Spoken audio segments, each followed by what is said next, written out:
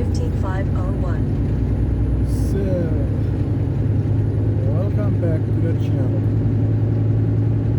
Just not too long ago I have left the shipper here in North Carolina. We are now with our load of sandbags on our way to the distribution center, Home Depot in Joliet, Illinois, which I expect to get there tomorrow, actually.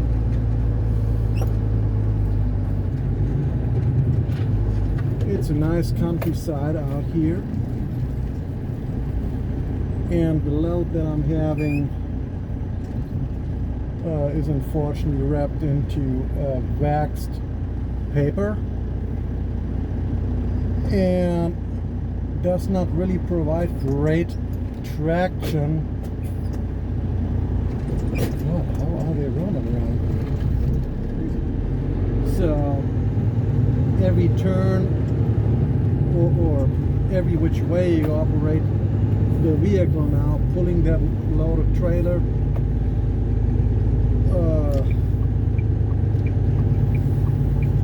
maybe the difference between having a load all over the place and busted bags of sand, which would be damaged, Continue on US 15501. or getting it in one piece over the distance of 826 miles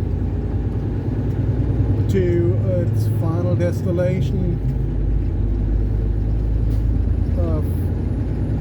For me, anyway. From there, it's going to get further distributed, possibly to the local Home Depot stores in the region for final consumer on the shelves. So, as you can see, it's a quite pleasant day. Nice and sunny. 56 degrees as of the time this video log is recording. Now here's a not smart move from a guy in a pickup truck. Here he comes. That was just a traffic violation right there.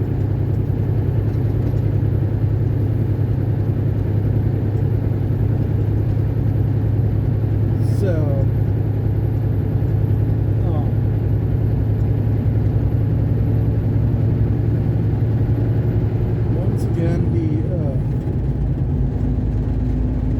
carrier that I'm hauling for now,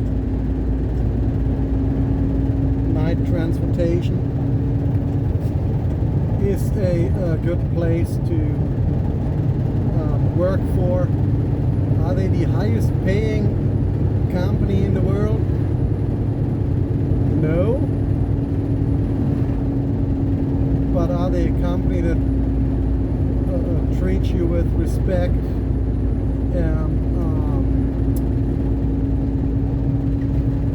working together on all levels, whether it's, you know, operations or you're like me behind the wheel on the front line? It's respect that you get here. And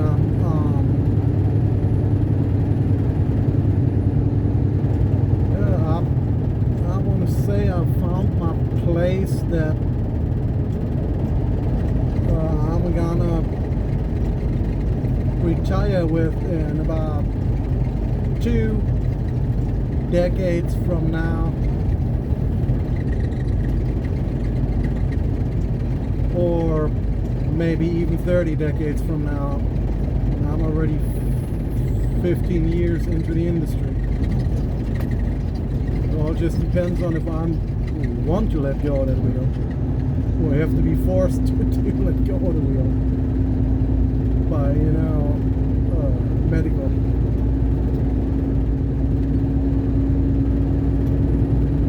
So it is a lifestyle. go that you have not been before, and here on the drive-hand side there's many places that I have not been before, with me coming from Reefer. It's quite an adventure, that is for sure. So an experience here does pay off. For anybody that is new to the industry, looking to get into the industry,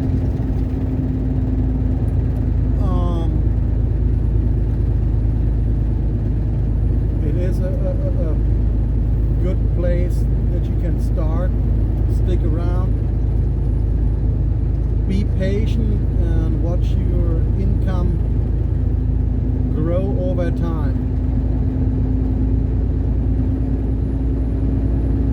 They have, from my understanding, a few divisions for a driver. The drive-in where I'm on, then reefer, I do believe flatbed, and container, yacht containers, like that get shipped across the 7 seas, or even flown on cargo planes across the 7 seas,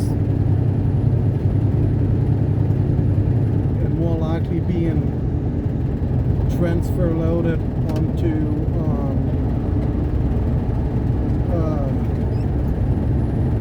what do you want to call it? The railroad.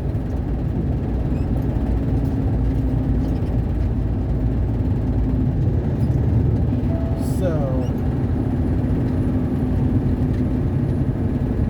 on the drive-in side, you don't have as much Turn life. left on South Sand Hills Boulevard. Unloading. Then take the first right. And live loading, you have a lot of drop-in hooks.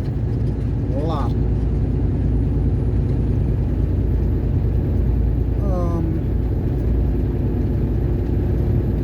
And you have a lot of, on the average, around 500 miles, 600 mile range loads.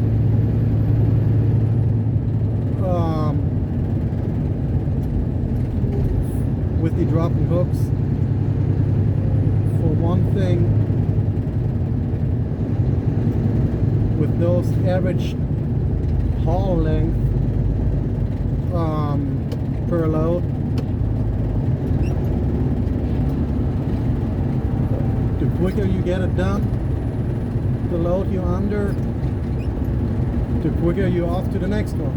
It's that simple.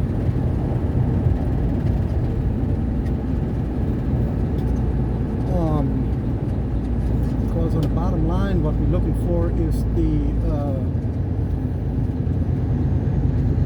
miles altogether on the payroll cutoffs.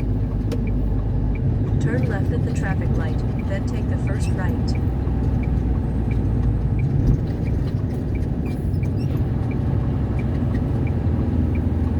Like I said, this is a low cargo. It has to be hauled really, really gently, slowing the vehicle down.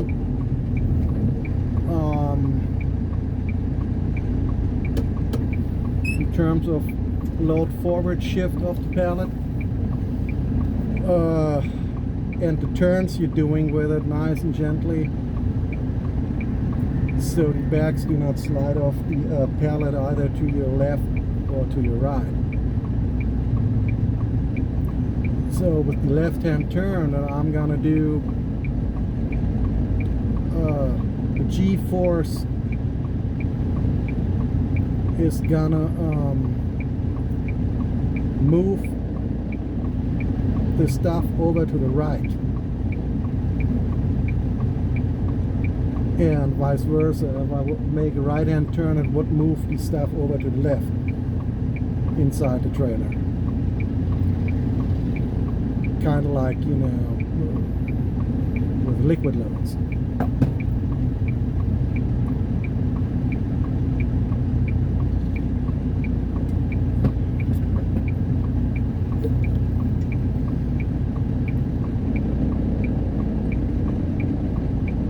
So yeah,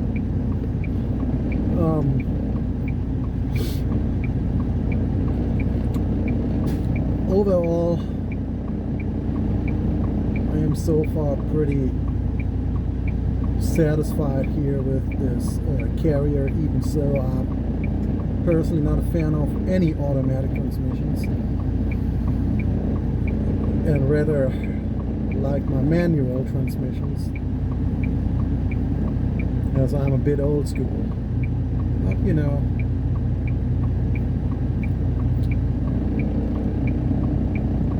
I'm working with the equipment that they provide.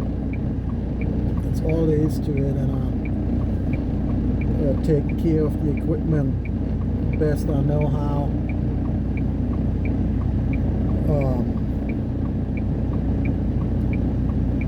And we're gonna see from there what we're gonna do.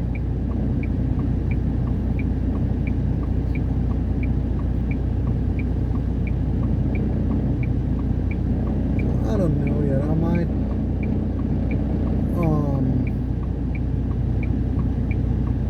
sign up for their driver trainer program in due time to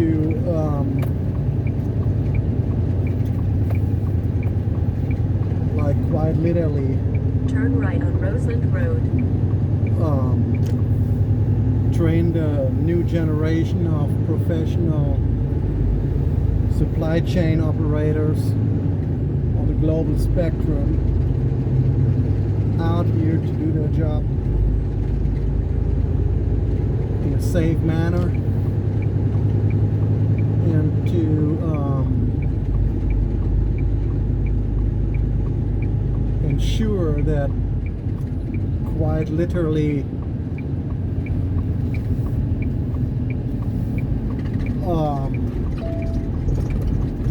once we old dogs are gone, we cannot drive forever. That they can keep a heritage going in this industry. Yet they have to be willing to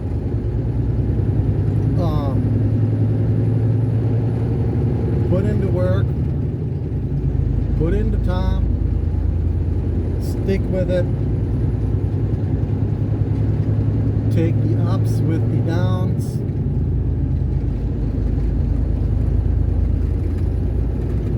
and mainly be safe in all their operations. It doesn't do anybody any good, especially in inclement weather, to push yourself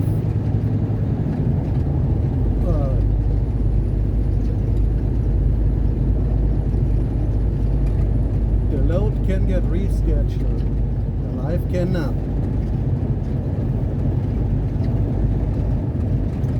And it's a lifestyle out here. It's not like an 8 to 5. It's a 24/7, 365. Even so,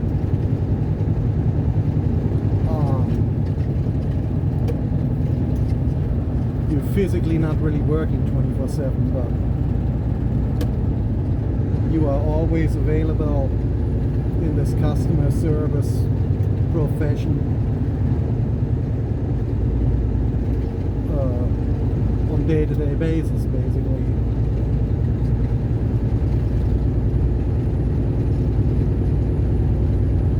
Because rolling over the rope, you'll be out for no less than 4 weeks at a time.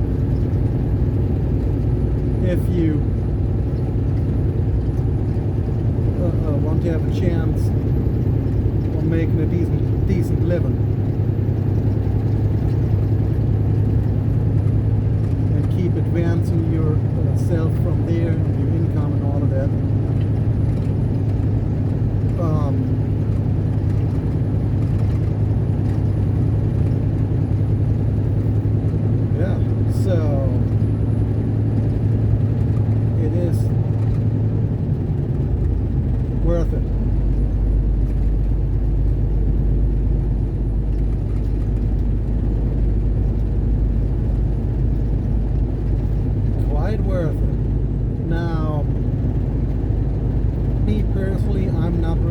consecutive nighttime runner. It's not how my biorhythm works. And I also know the associated dangers that come with running over nighttime. A lot of things happen that are seen of like a flock of deers all of a sudden being in the center of the entire interstate,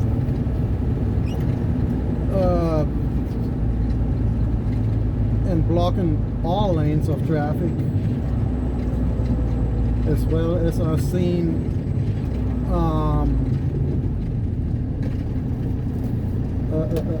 pedestrians,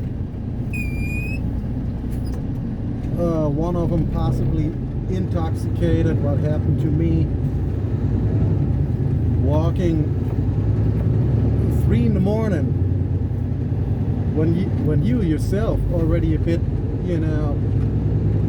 get tired, especially if you're not really a nighttime runner around that time, and then all of a sudden your headlights catch at 62, 63 miles per hour, a pedestrian right in that travel lane, that center. You don't have no time outside of just a split reaction. Locking your brakes is going to cause a rear-end collision, plus running that guy over under a load. The only option you have is get around him and hope for the best. It's like another risk you're taking there. In that case, I went around that guy over to the left travel lanes. It wasn't Maryland, although that's by Hagerstown. I-81. Never gonna forget it. I barely missed that guy with the serpentine effect of my trailer. So I'm not sure if this guy was attempted suicide by motor vehicle or what.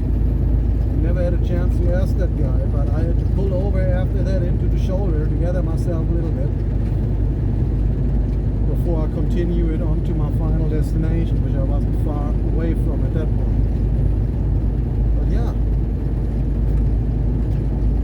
those are some experiences with the risk associated driving nights. Here in the daytime, I take the traffic, no problem, don't bother me, none at all. And I know that I just can see everything way far in advance, which is a big bonus point if you're thinking safely.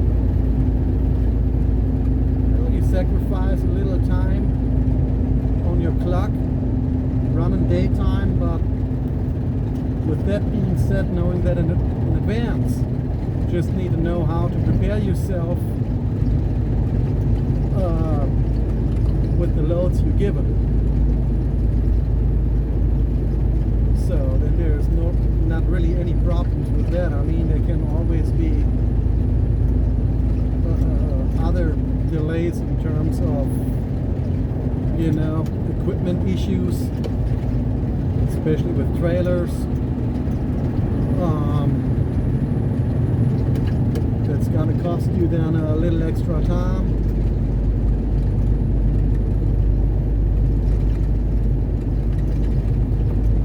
But it is not my job nor my knowledge on doing a technician's job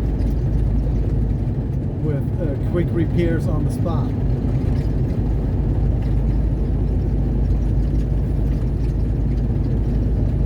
So that's why we have technicians for. That's where they professionals at.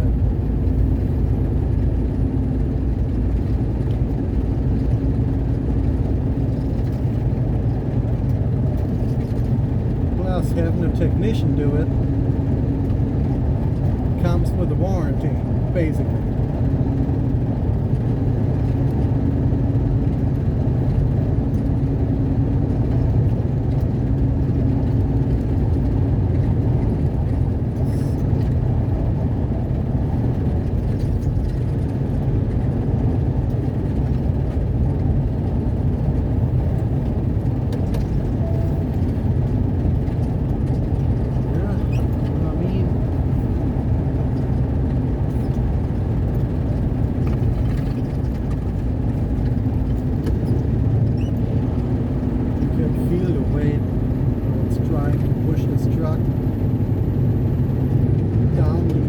State highway.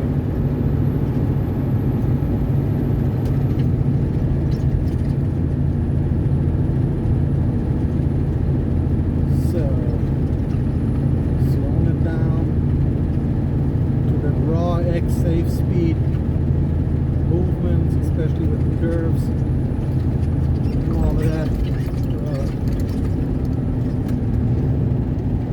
to do the best that I can to prevent the load from shift off the pallets.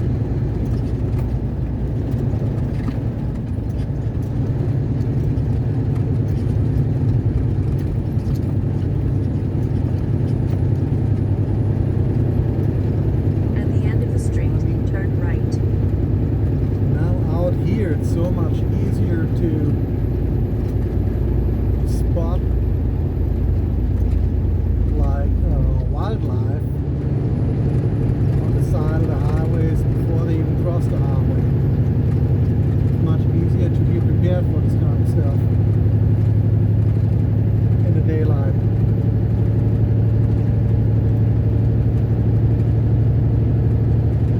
Or even stray dogs out in the countryside.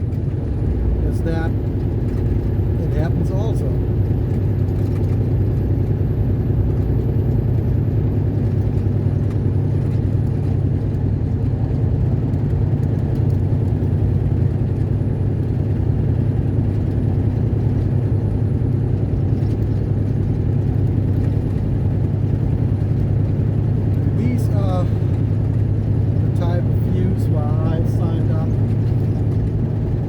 This profession many moons ago.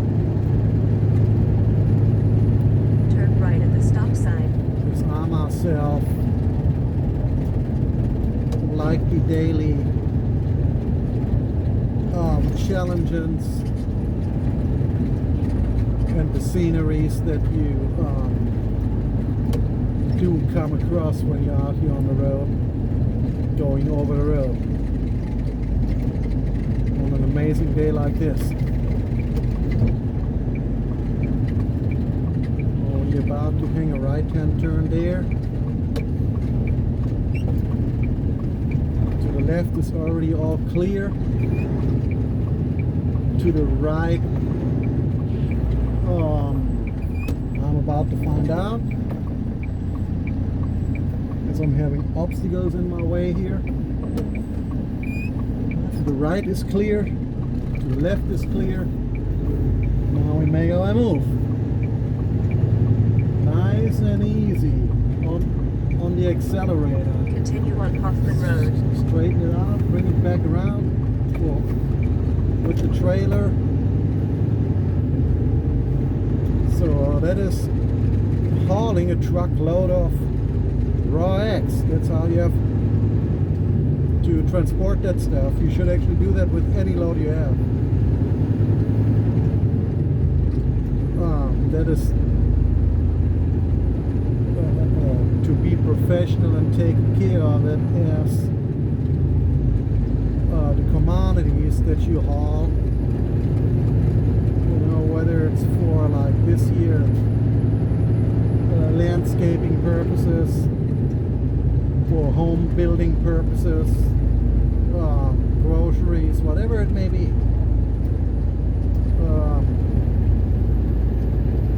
as you in custody of it, by the time you sign the paperwork, the shipping papers, you as that driver in charge of that vehicle attached to that loader trailer are responsible for the safekeep of the product during the transit.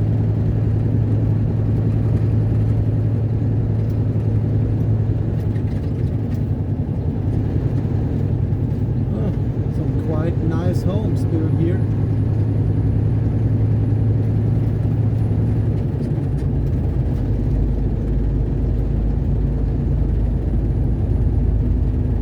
So, yeah, I mean, it is a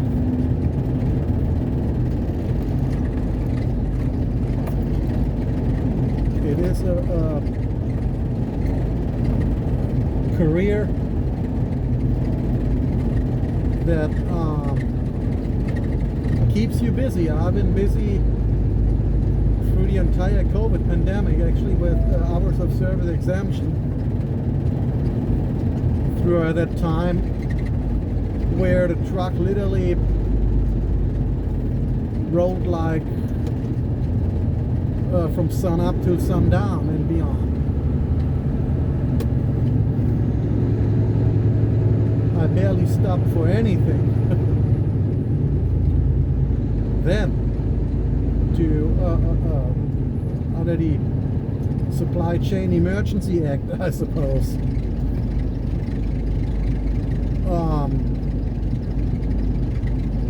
being a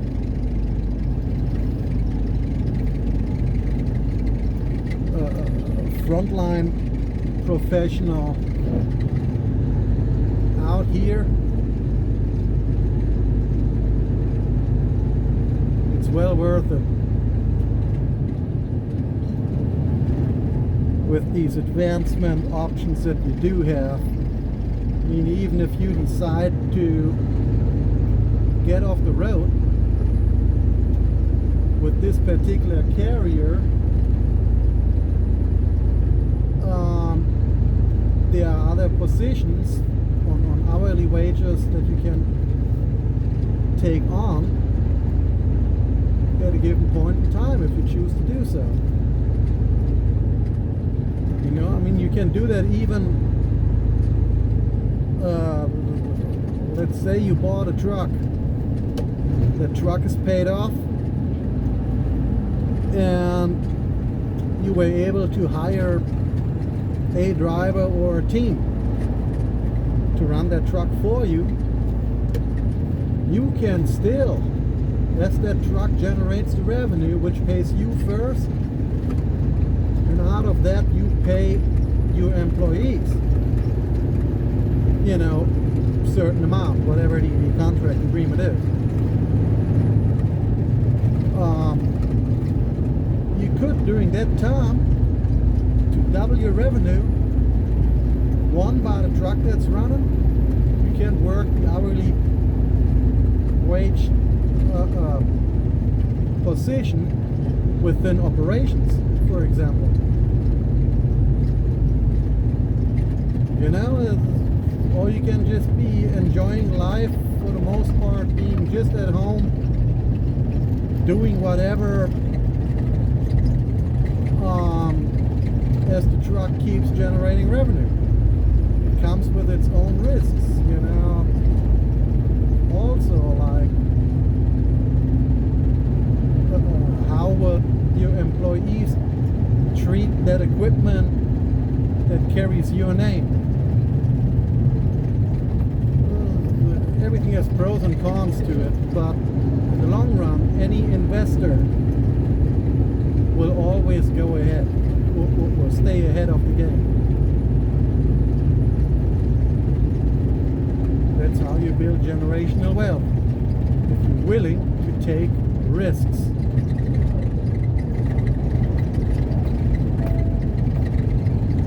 Because nobody can work and live forever.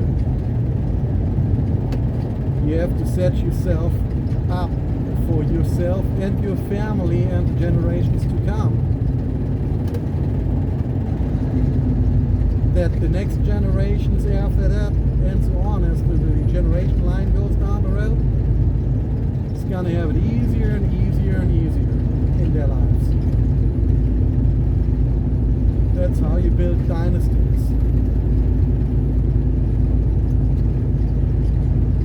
Financial, powerful dynasties, which open up even more doors into your family name. That's how that goes. That is the reality out here. People just have to In 1.25 miles, not be turn left afraid on North Carolina 211. to be the first one to start changing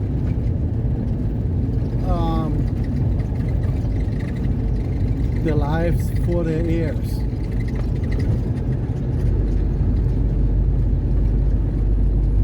But you have to be willing to be disciplined to do it. Have a game plan, stick with it, and put in the work.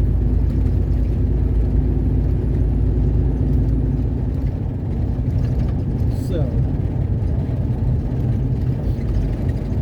of course,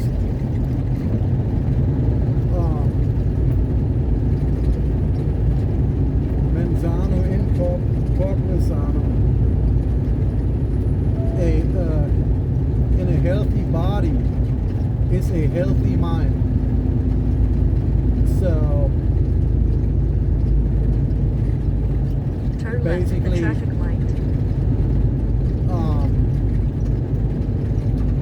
if you take care of your physical body, not only in terms of what you're putting in it,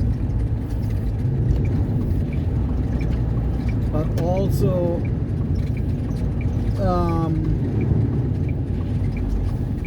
I don't want to get too close to it, because if that thing comes down,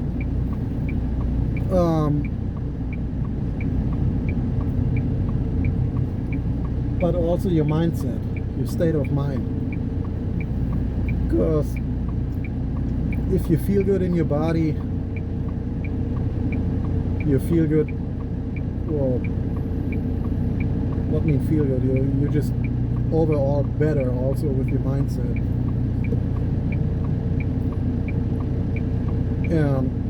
Do I eat always the right thing out here on the road? No. Unfortunately. But for the most part, I am actually consuming vegetable soup. It would be even better and healthier if I would cook it myself in a slow cooker, but I don't do that due to many reasons. I just spoon it out of the can, pre-cooked, ready to eat. And canned tuna, canned salmon, that stuff. Now and then, bag of chips in between, which is the bad stuff. Now and then, like a tiramisu cake or something like that, or some ice cream or whatever. All the bad stuff.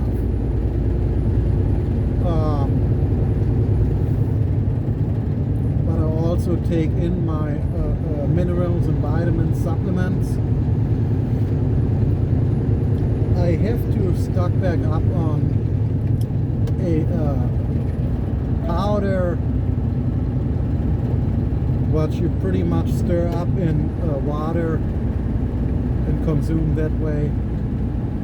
It's called Roundhouse Provisions.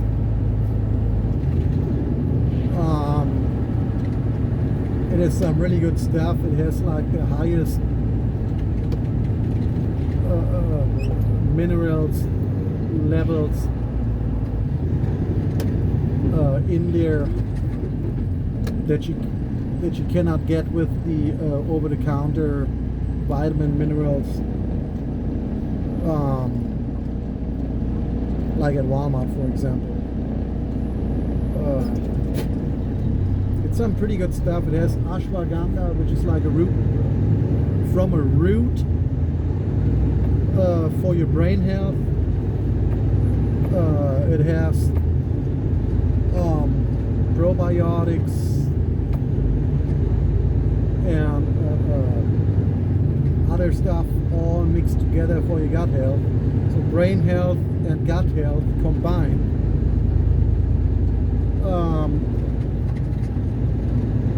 You're gonna think more clear. You're gonna feel overall better. Start using that stuff. Have more energy. And it gets rid of all the processed foods that you consumed and are stuck in your gut without you even knowing it. That is how you actually grow in size around your belly. That gets rid of this stuff.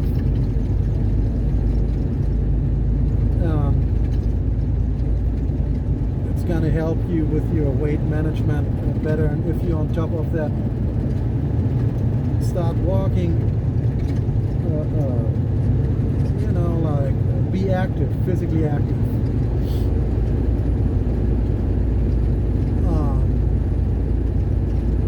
You're going to drop some waist sizes in your trousers.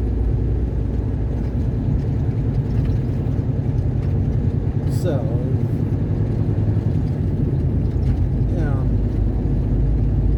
myself, since I'm also a proud member of the Knights Templar Order and representing the Grand Priory in the United Kingdom in the office of Master of Arms, which actually is also referred to as Marshal historically, since the original founding fathers, in charge of, you know, the armory, military, all of that.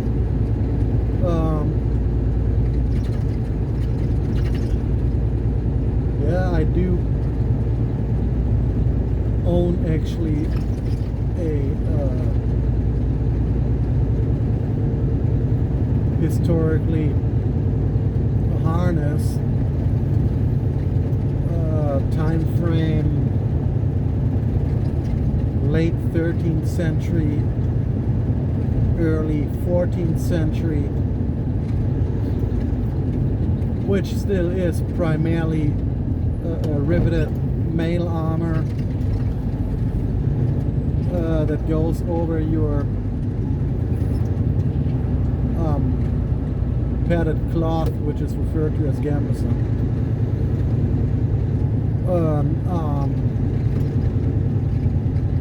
Over that, even what is referred to as a pair of plates, earliest form of torso armor. Those were actually plates that overlapped each other, at least with the referred to as Kunstknecht type.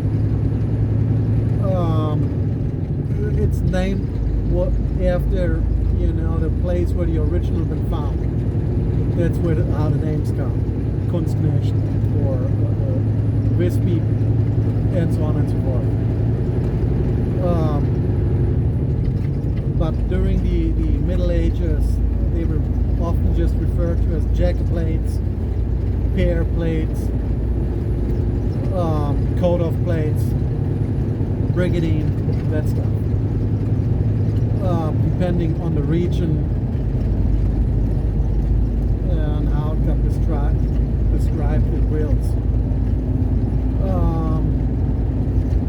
Yeah, and shoulder plate defenses, spouters, elbow plate defenses, roundels for that time area, knee cup plate defenses, and forearm plate defenses additionally, and for your chin plate defenses additionally, outside of, you know, your plate helmet and that kind of stuff. It's been, for that time period, a well advanced, heavily armored noble knight. That is the original heritage of everybody that carries the last name Knight.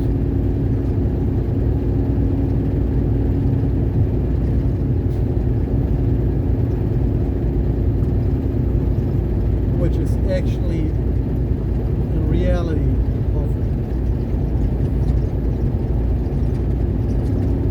of a noble status in the Middle Ages. Not necessarily a high-ranking peer, but knighthood been above a squire and just under a lord. So it was honorable duties, and within the Knights Templar we did have historically, and up till this day, actual noble ranking individuals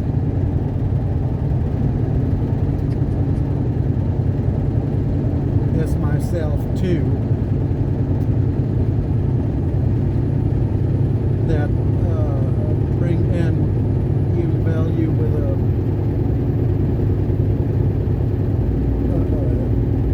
peer title of nobility. But these are not the Middle Ages no more. I am not living in a middle age castle with that kind of stuff. So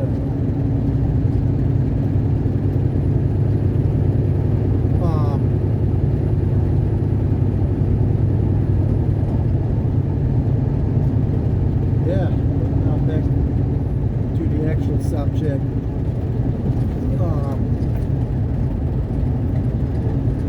Every time I have a chance, I lay on my harness, which combined is about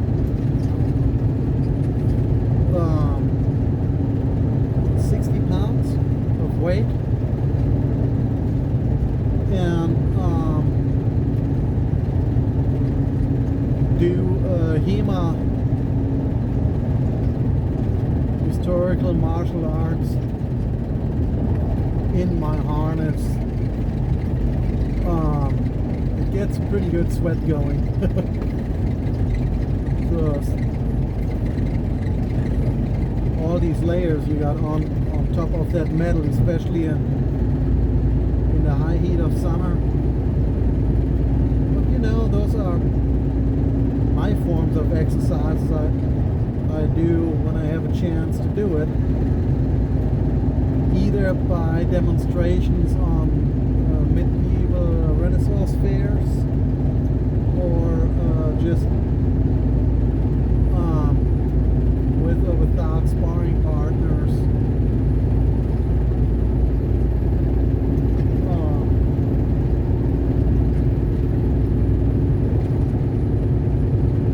Or even passing down my knowledge on the historical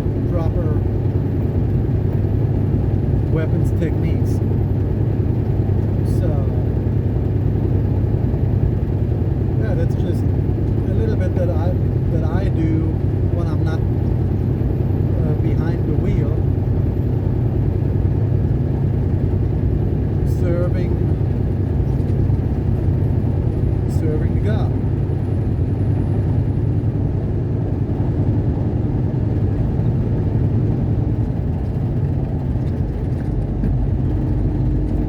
I always try to help where I can, which is the way of the Knights Templar.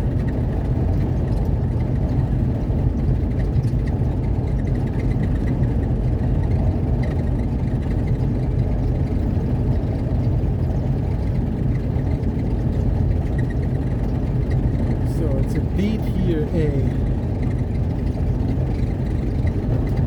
really pleasant day. It warmed up meanwhile to 57 degrees. I'm a little over 3 miles until I jump onto the Interstate 73 north.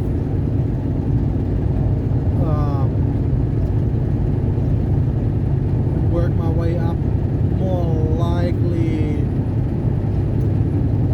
I have the feeling, knowing where the load is going, I'm probably gonna either run into 81 North, all the way up into Old Stomping Grounds, Hagerstown, Maryland, and catch from there the 70 across, then up, or I run my way up to the 71 through the scenic mountains, and from there into Ohio.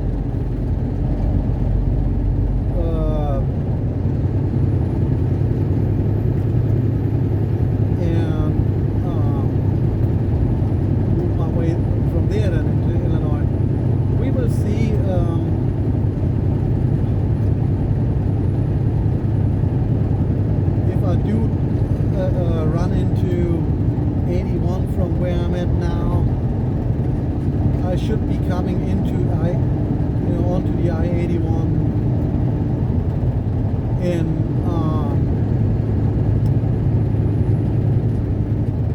Virginia. And with that said, I should be actually coming by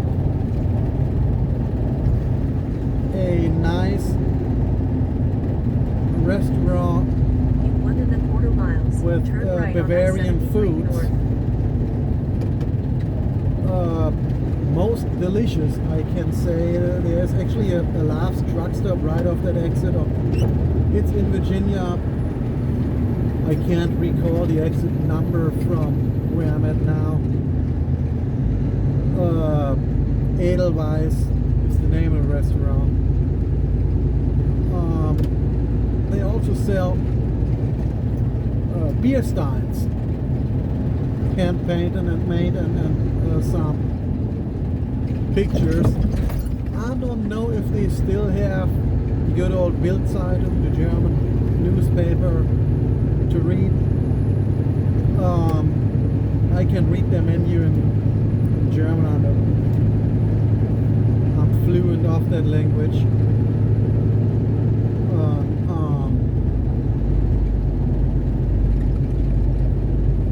I always enjoy myself a nice home-cooked meal.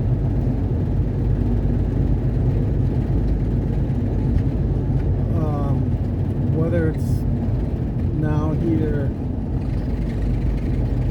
the American tradition or the German tradition. So I'm gonna swing by this pilot truck Turn stop right on here now. I-73 north. Why? Because I want to make sure that the way I got my axle set, and with the amount of fuel that I'm carrying, that I'm all within the legal weight distribution set forth by Department of Transportation, also referred to as DOT. not necessarily by, you know, manufacturers weight specs. So we're going to take it nice and easy to go onto that scale, certified scale.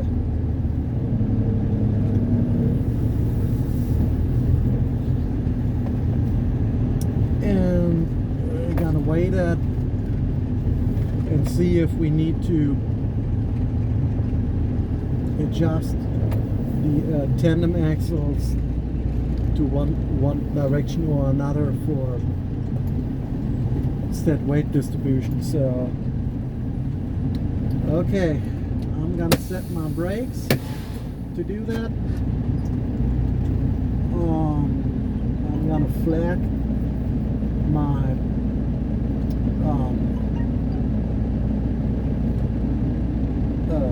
scale here, my thing, and do that. I'll be right back.